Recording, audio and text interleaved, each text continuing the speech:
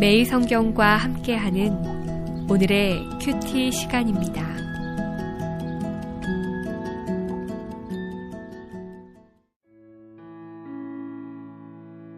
(3월 15일) 오늘의 말씀은 마태복음 19장 23절에서 30절까지의 말씀입니다. 예수께서 제자들에게 이르시되 내가 진실로 너희에게 이르노니 부자는 천국에 들어가기가 어려우니라.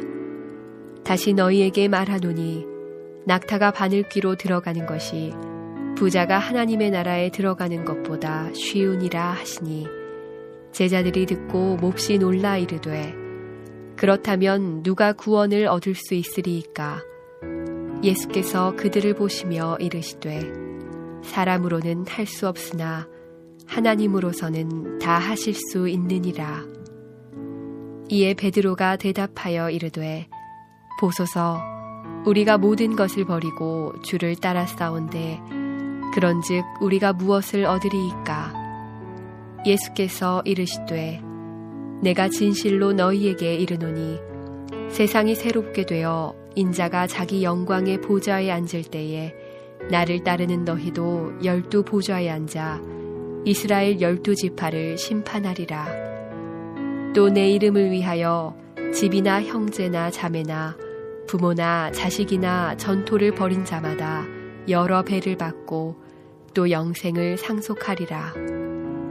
그러나 먼저 된 자로서 나중되고 나중된 자로서 먼저 될 자가 많으니라.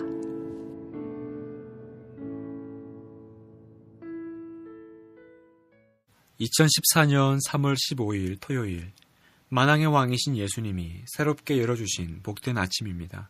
오늘 하루도 말씀의 빛이 여러분의 삶을 비춰 길을 보여주시길 축복합니다. 부자 청년과의 대화는 제자들을 또 한 번 놀라게 했습니다. 돌아서서 떠나는 부자를 두고 예수님은 2번이나 못 박아 말씀하셨습니다.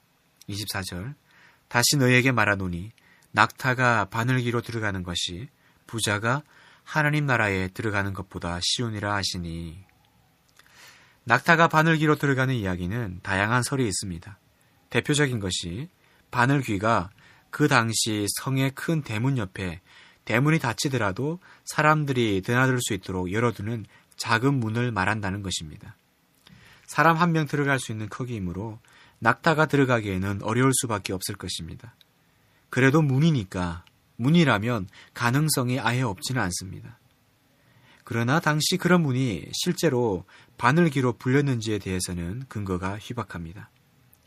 이런 해석이 나온 이유는 예수님의 선언이 너무나 충격적이었기에 그만큼 충격을 완화하기 위해서입니다. 문이 아니라 진짜 바늘귀라면 통과하는 것은 사실상 불가능한 일이기 때문입니다. 그러나 25절에 제자들의 몹시 놀랐다는 반응을 볼 때 충격을 완화하는 것은 바른 접근이 아닌 것 같습니다. 무엇이 제자들을 이다지도 놀라게 만들었을까요? 제자들이 보기에는 부자 청년은 괜찮은 정도가 아니라 훌륭해 보였기 때문입니다. 당시 재물이 많은 것은 하나님의 축복의 상징이었습니다. 거기에 율법까지 잘 지켰다고 하니 이런 사람이 구원을 못 받으면 누가 구원을 받겠습니까? 여기에 대한 예수님의 대답은 사람으로서는 할 수 없으나 하나님으로서는 다 하실 수 있느니라 입니다. 이 말은 사람이 가진 어떤 의로도 부족하다, 천국 들어갈 수 없다, 하지만 하나님이 주시는 은혜로는 누구라도 가능하다는 뜻입니다. 그렇기 때문에 예수님만 의지하고 붙잡는 것입니다.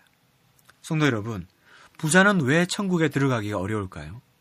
단지 재물이 많기 때문이 아닙니다. 모든 것을 전적으로 의존해야 하는 어린아이와 달리 자신이 원하는 것을 할 수 있는 힘과 필요한 것을 공급할 수 있는 자원을 모두 가지고 있기 때문입니다. 그래서 하나님 주시는 것에 대한 갈급함이 없습니다. 부자 청년이 근심하면서 끝까지 포기하지 못한 이유가 여기 있습니다. 그런 면에서 마태복음 13장의 밭에 감추인 보화 비유는 오늘 본문의 이해를 도와줍니다. 마태복음 13장 44절에 천국은 마치 밭에 감추인 보화와 같으니 사람이 이를 발견한 후 숨겨두고 기뻐하며 돌아가서 자기의 소유를 다 팔아 그 밭을 사느니라. 당시 로마법에 의하면 밭에 숨겨진 보화를 발견했다고 무조건 그 보화를 차지할 수는 없었습니다. 차지하기는커녕 오히려 도둑으로 몰리기 십상입니다. 보물을 뒤탈 없이 차지하는 방법은 그 밭을 사는 수밖에 없습니다. 감추인 보화 비유에서 중요한 것은 밭을 매수하는 행위입니다. 예수님이 말씀하신 것이 바로 이것입니다. 제자들은 자기의 모든 것을 던져서 이 밭을 산 사람들입니다. 보화를 알아보았기 때문입니다. 그리고 주님은 세상의 것을 버리고 주님을 선택한 사람들에게 분명한 보상을 약속하십니다. 29절에 또 내 이름을 위하여 집이나 형제나 자매나 부모나 자식이나 전토를 벌인 자마다 여러 배를 받고 또 영생을 상속하리라.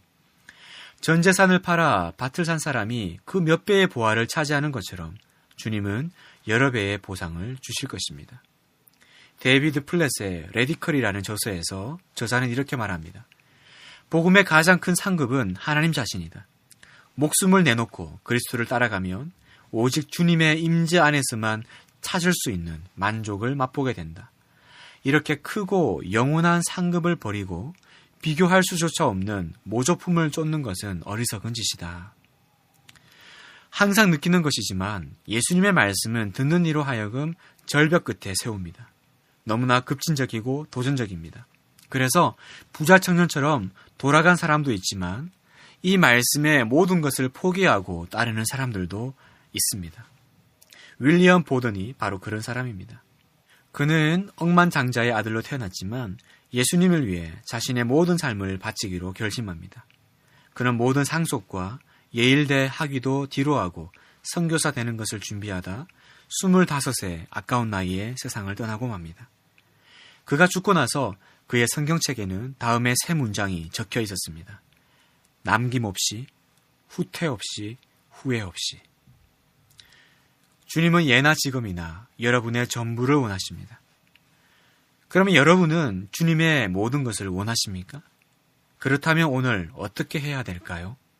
함께 기도하겠습니다. 구원이 되신 하나님, 내 모든 것을 드립니다. 제자로 살기로 결단한 나에게 남김없이, 후퇴 없이, 후회 없이 살아갈 힘을 주시옵소서. 천국의 보화를 구경만 하고 돌아서는 어리석음이 없도록 주여 도와주시옵소서. 우리 주 예수님의 이름으로 기도합니다. 아멘.